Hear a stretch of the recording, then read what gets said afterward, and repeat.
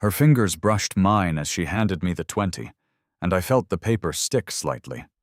Her palms were sweating despite the October chill leaking through the convenience store's broken door seal. "Keep the change," she said, not looking at me, staring at the pregnancy test box I'd just scanned like it might explode. I slid her receipt across the counter without comment.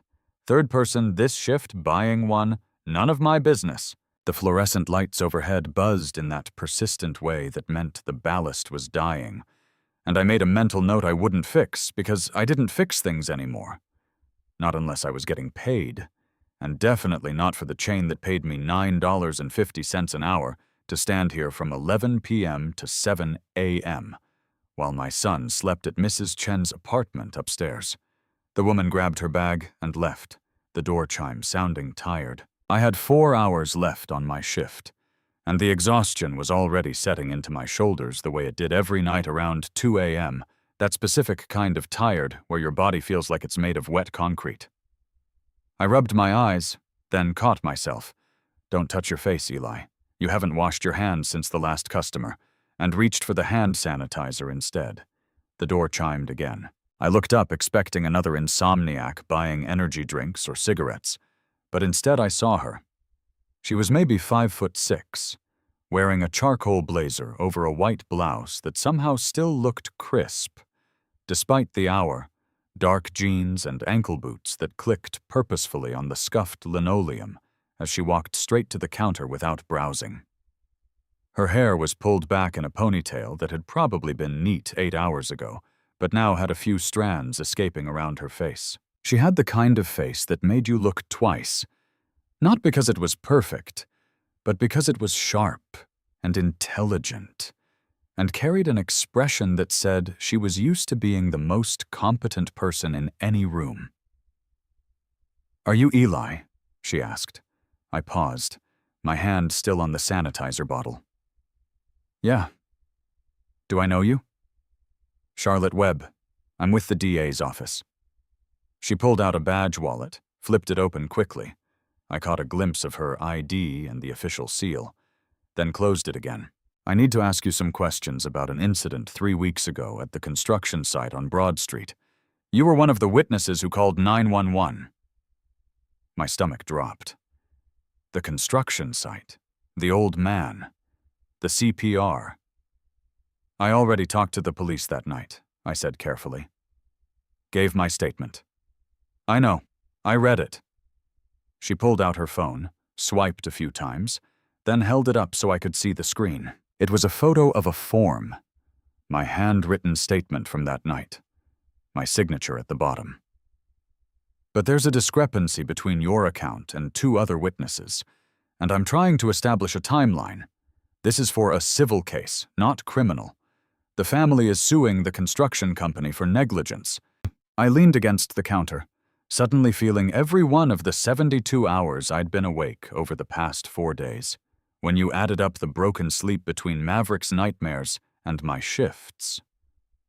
"What kind of discrepancy?" "You stated that you saw the victim collapse at approximately 6:47 p.m., and you immediately started CPR.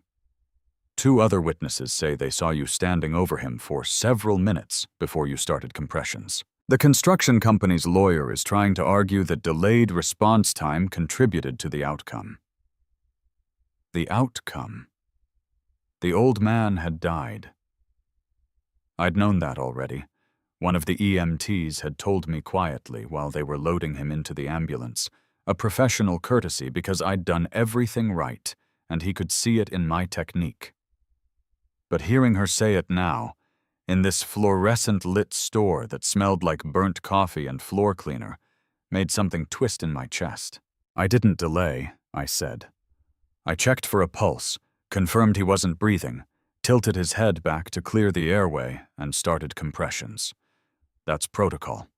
It took maybe 15 seconds. "Can you walk me through it again? Exactly what you saw, exactly what you did, in order." I closed my eyes briefly, pulling up the memory. I was walking past the site on my way to pick up my son from daycare. I heard someone shout. I looked through the fence and saw a man on the ground, workers standing around him, nobody moving. I went in through the gate. It was open.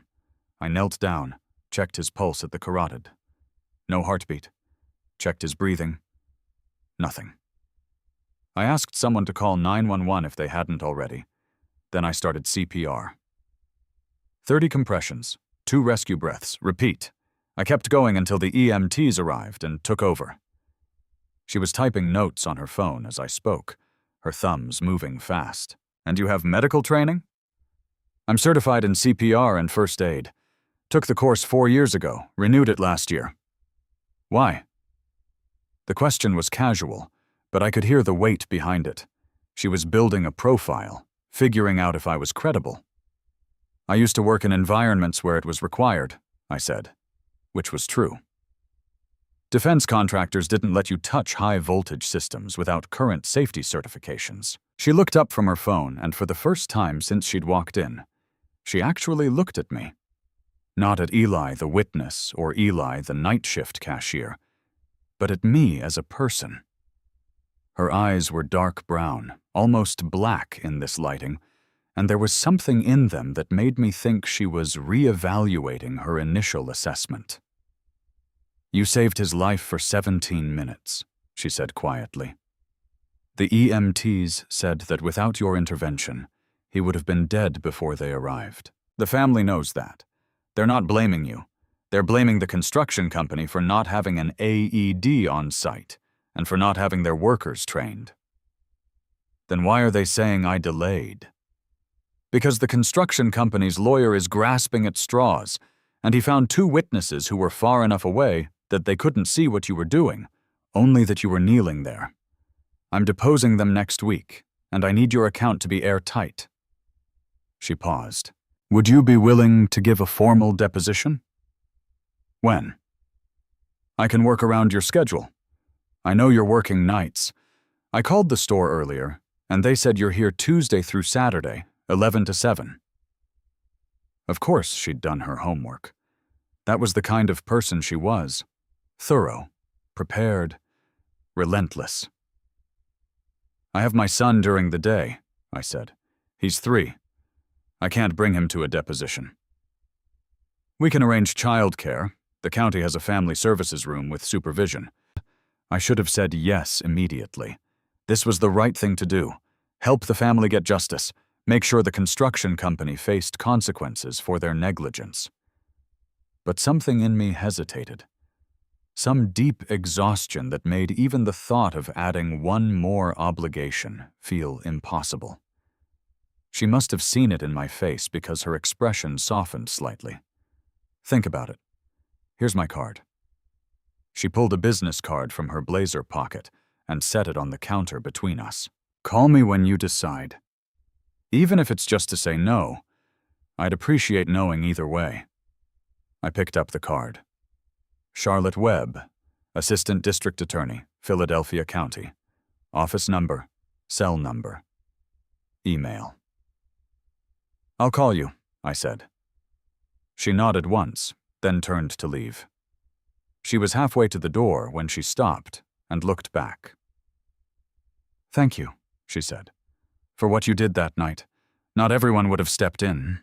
Then she was gone, and I was alone again with the buzzing lights and the smell of burnt coffee and the business card in my hand. I should have thrown it away. The farmer's market on Saturday morning was Maverick's favorite place in the world. He loved the colors, the bright red tomatoes, the purple eggplants, the orange pumpkins piled high in wooden crates. He loved the smells, fresh bread, roasted corn, apple cider. He loved the people, the vendors who knew his name, the musicians playing guitar near the entrance, the dogs on leashes that he was learning to ask permission before petting. I loved it because for 2 hours every week, I got to watch him be happy. We were at the apple stand when I saw her again. Charlotte was standing near the honey vendor, holding a small jar up to the light, reading the label with the same focused intensity she'd had when questioning me at the store. She was wearing jeans and a navy sweater, her hair down this time, falling just past her shoulders. She looked younger like this, less severe, Maverick tugged on my hand. Daddy, can I have apple? Let me pay first, buddy.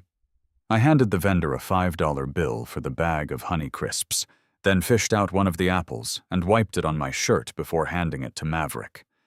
He took a huge bite immediately, juice running down his chin. Use both hands, I reminded him, because he had a tendency to drop things when he got excited, and I'd learned the hard way that grocery stores didn't appreciate toddler-dropped produce. Eli? I turned, and there she was, holding her jar of honey, looking almost as surprised as I felt. Charlotte, hi. Hi. She glanced down at Maverick, who was now staring at her with the unfiltered curiosity of a 3-year-old. This must be your son. Yeah. Maverick, can you say hi to Ms. Webb? Hi, Maverick said around a mouthful of apple. Hi, Maverick. That's a cool name. Like Top Gun, Maverick announced proudly, which was what I always told him when people asked about his name, even though the truth was his mom had picked it from a baby name book during her second trimester, months before the diagnosis. Charlotte smiled, and it changed her whole face, made her look less like a district attorney and more like a regular person buying honey at a farmer's market, exactly like Top Gun.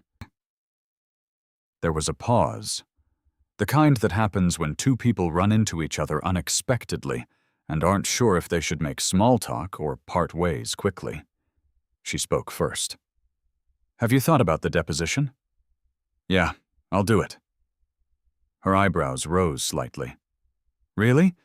You seemed hesitant the other night. I was tired, but you're right. I should help if I can. When do you need me? Tuesday afternoon work for you. 2 p.m.?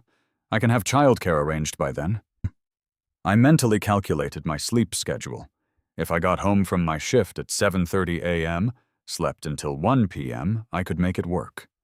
It wouldn't be comfortable, but I'd done worse. That works. Great. I'll email you the details tonight. She paused.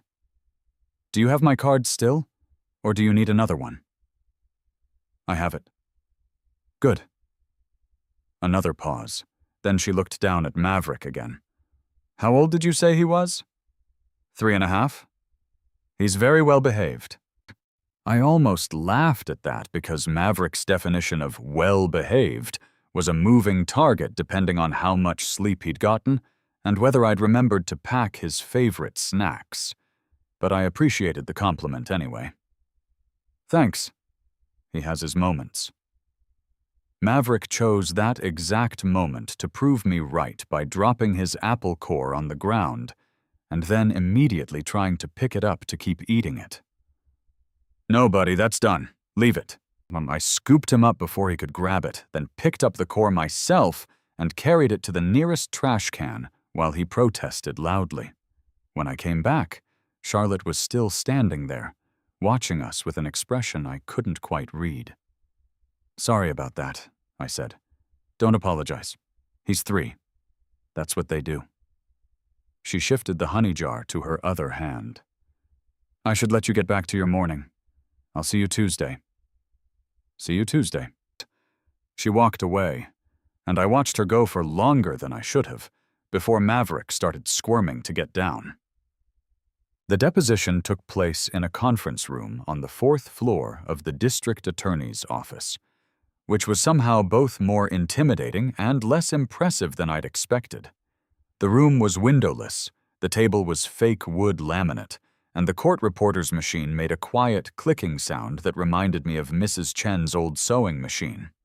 Charlotte sat across from me, next to an older man she introduced as Gerald Morrison, the lead attorney for the family's case. The construction company's lawyer, a sharp-faced woman named Patricia Vance, sat at the far end of the table with a legal pad covered in tiny handwriting. This shouldn't take more than an hour, Charlotte said, her voice calm and professional. We're just establishing the timeline and your actions. If you need a break at any point, just say so. I nodded. For 53 minutes, I answered questions. I described the scene at the construction site in detail. The angle of the afternoon sun, the specific location of the victim's body relative to the fence, the positions of the other workers. I walked through my CPR technique step by step. I provided my certification documentation. I answered Patricia Vance's attempts to poke holes in my timeline with the same patient precision I used to explain electrical systems to people who didn't understand Ohm's law. When it was over, Gerald Morrison shook my hand. "Thank you for your time, Mr. Hayes. Your testimony is going to be very helpful." Patricia Vance left without saying anything, which I took as a good sign. Charlotte walked me out to the lobby. "You did great in there. Very clear, very credible." "Thanks." I checked my phone. It was 3:47 p.m. I had 3 hours before I needed to pick up Maverick from Mrs. Chen's and start getting ready for my shift. "How's my son doing?" "I'll take you to him." She led me down a different hallway to a bright room with colorful murals on the walls and age-appropriate toys scattered across foam mats. Maverick was sitting at a small table with 2 other kids, building something with large foam blocks, while a cheerful woman in scrubs supervised. He looked up when he saw me, his whole face lighting up. "Daddy, look! I made a tower!" It was, objectively, not a very good tower, mostly a pile of blocks stacked haphazardly, but I crouched down next to him and examined it seriously. "That's a great tower, buddy. Very tall." "I made it not fall down." "I can see that. Good job." The woman in scrubs, her name tag said Denise, smiled at me. "He's been wonderful. Very polite. Shared all his toys." I helped Maverick clean up his blocks, then we headed for the exit. Charlotte walked with us. "There's a playground 2 blocks from here," she said, as we stepped outside into the late afternoon sunshine. "If you have time before you need to get him home." I should have said no. I should have thanked her for her help, and gone straight back to Mrs. Chen's so Maverick could have dinner, and I could try to sleep for an hour before my shift. But Maverick was already tugging on my hand, his eyes wide with hope, and Charlotte was looking at me with an expression that wasn't quite expectant, but wasn't quite neutral either. And I heard myself say, "Yeah, okay. We have time?" The playground was small, but well-maintained. New equipment, fresh mulch, a fence around the perimeter. Maverick made a beeline for the swings, and I followed, preparing to push. Charlotte sat on the bench near the swing set, her blazer folded neatly beside her, watching us. "Higher," Maverick demanded. "You're already pretty high, buddy." "Higher." I gave him another push, not too hard. He shrieked with delight. After a few minutes, he got bored of the swings and moved to the climbing structure.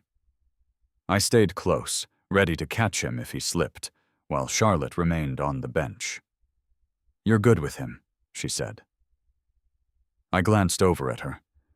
"He's my kid. I'm supposed to be." "Not everyone is." There was something in her tone that made me think she was speaking from experience, but I didn't push.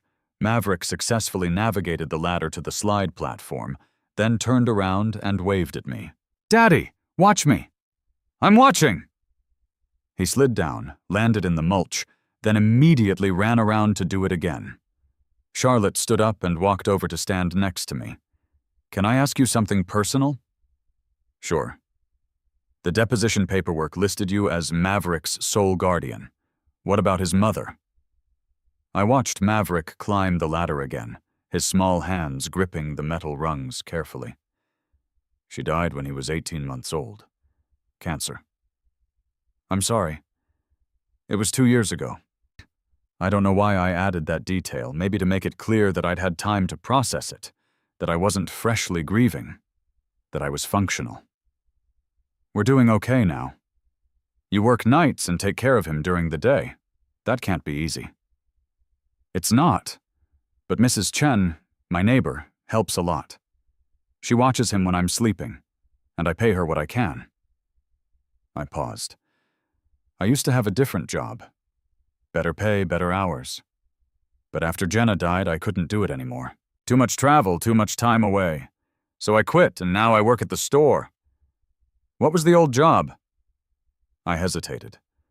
I hadn't told anyone in Philadelphia about my past except Mrs. Chen, and that was only because she'd asked direct questions, and I was too tired to lie convincingly. Electrical engineer, defense contractor. I did circuit design for radar systems. She turned to look at me fully, her expression shifting from polite interest to genuine surprise. You're an engineer? Was. Not anymore. Why not? Because I couldn't be on site in Virginia and be here for my son at the same time, and he needed me more than I needed the paycheck. Maverick called for me again. He'd gotten stuck at the top of the climbing structure and needed help getting down. I went to him, lifted him off the platform, and set him on the ground. He immediately ran to the monkey bars. When I came back, Charlotte was still standing there, but her expression had changed again. Less surprised now. More thoughtful.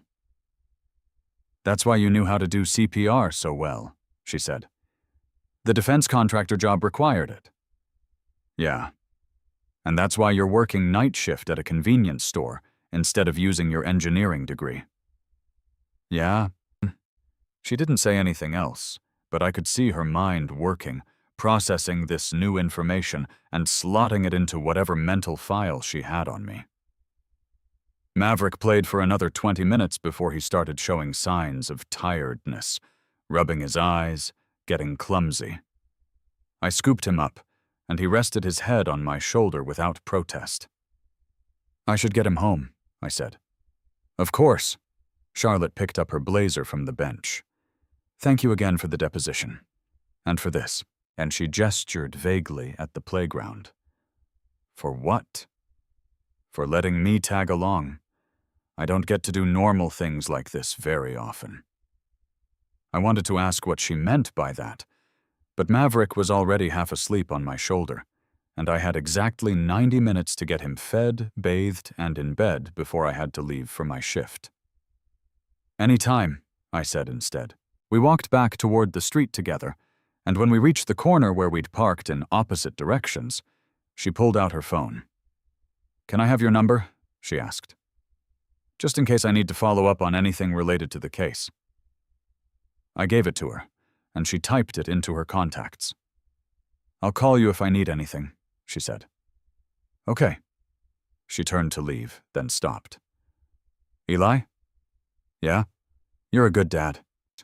Then she walked away, and I stood there with my sleeping son on my shoulder, watching her go and trying to figure out why those 4 words had hit me harder than anything else she'd said all day. 3 days later, my phone rang at 2 in the morning during my shift. I almost didn't answer because the number wasn't saved, and I'd learned that nothing good came from unknown numbers calling in the middle of the night. But something made me pick up. Hello? Eli, it's Charlotte. I'm sorry to call so late. Are you working? Her voice was tight, controlled, but I could hear the stress underneath it. Yeah, I'm at the store. What's wrong? I need help. I'm at a construction site on Market Street, and there's an electrical issue. The temporary power box is sparking, and the night security guard is afraid to touch it, but we have equipment inside that can't lose power, or we'll lose critical evidence for a case. I know this is asking a lot, but is there any chance? Give me the address. She rattled it off, and I grabbed a pen from under the register to write it on my forearm. I can be there in 20 minutes, but I need to close the store. Is this an emergency, or can it wait? The sparking stopped, but the guard says it's been intermittent for the past hour. I don't know enough about electrical systems to know if that's dangerous. Intermittent sparking from a power box is definitely dangerous. Don't let anyone touch it. I'm on my way. I called my manager, woke him up, got yelled at, quit before he could fire me, then locked the store and left. 23 minutes later, I pulled up to the construction site on Market Street. Charlotte was standing outside the fence with a man in a security guard uniform and another person I didn't recognize. She was still in work clothes, slacks and a blouse, but she'd added a jacket against the October cold. That was fast, she said as I got out of my car. You said it was sparking. Where's the box? She led me around the side of the building to a temporary power distribution box mounted on a pole. I could see the problem immediately. Someone had done a shit installation job, left exposed wire near the junction point, and moisture had gotten in. The box wasn't sparking now, but I could see the scorch marks. Do you have a flashlight? I asked. The security guard handed me one. I opened the box, carefully, using the rubber-handled screwdriver I kept in my car's emergency kit, and examined the connections. This is a fire hazard, I said. Whoever wired this didn't use proper weatherproofing, and the main breaker is undersized for the load. You're lucky it hasn't started an actual fire yet. Can you fix it?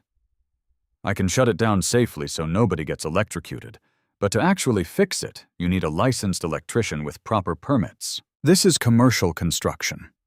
There are codes. How long to shut it down? 10 minutes.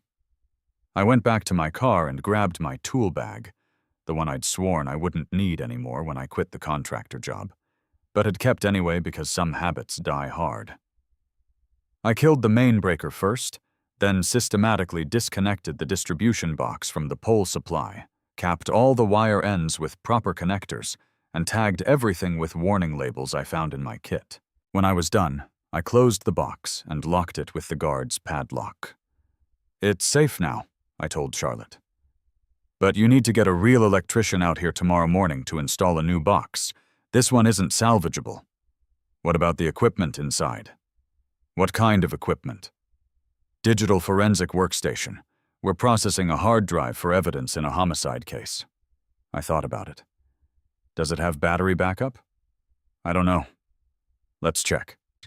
She led me inside the building, still under construction, walls unpainted, floors unfinished, to a room where someone had set up a makeshift tech lab.